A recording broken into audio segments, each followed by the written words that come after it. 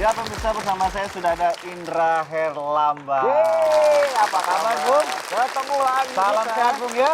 Insya Allah sehat Oke. selalu dong. Kasus selanjutnya adalah kita kembali kepada tren-tren para artis yang menggunakan kawat gigi. Aduh.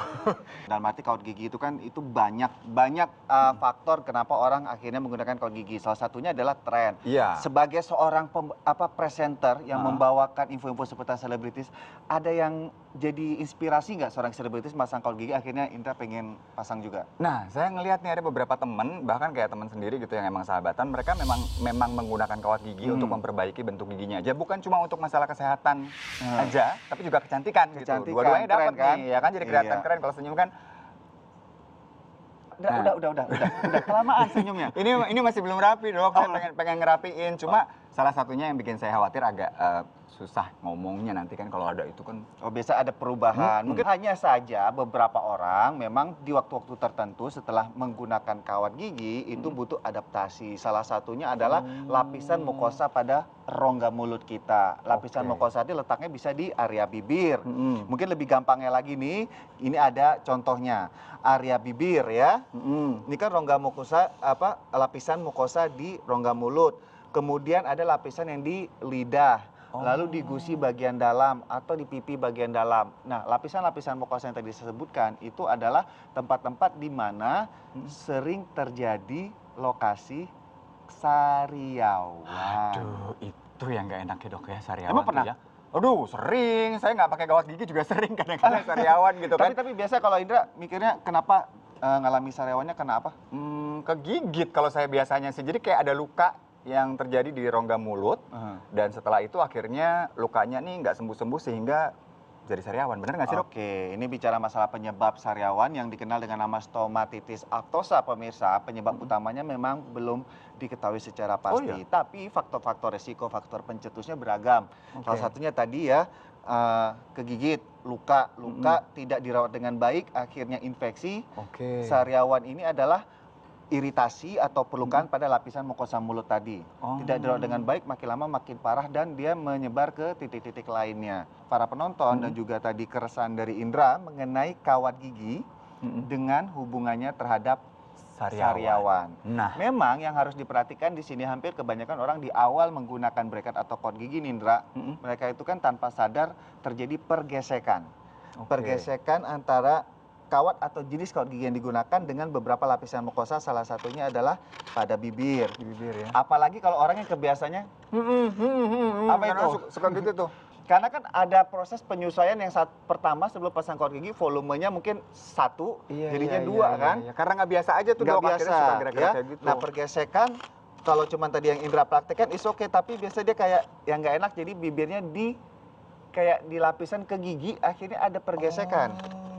Ya, pergesekan jadinya luka. Luka awal pertamanya kecil, lama-lama besar karena kebiasaan ini tidak hanya di saat kita beraktivitas tapi saat tidur mungkin dilakukan juga ya. Benar-benar. Luka tidak dirawat dengan tepat, tentunya luka sariawan ini bisa aja membesar. Aduh.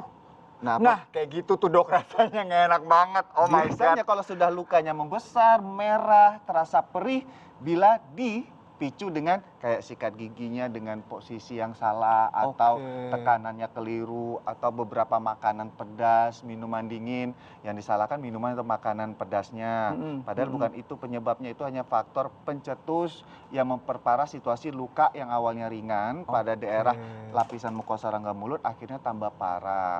Tapi balik lagi, kawat gigi sebenarnya bukan penyebab dari sariawan.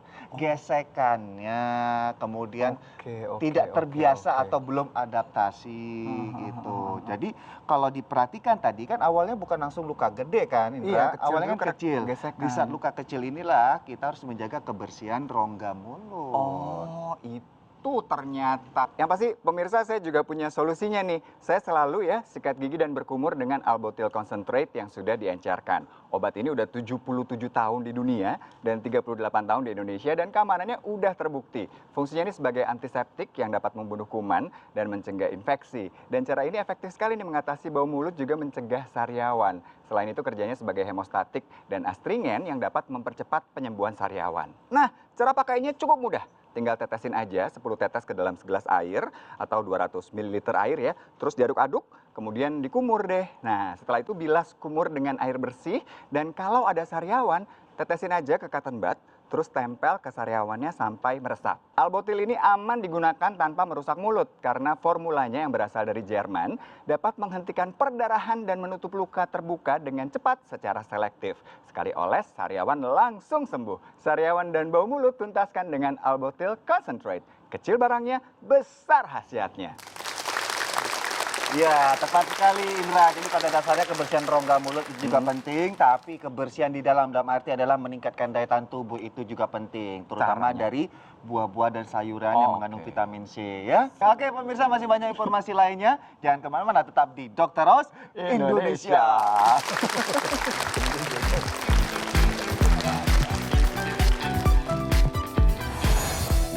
Benarkah mengkonsumsi sayuran sejak usia dini ternyata memiliki manfaat yang baik untuk kesehatan tubuh kita? Mereka ini gemar mengkonsumsi buah dan sayur tentunya mencontoh dari kebiasaan kedua orang tuanya.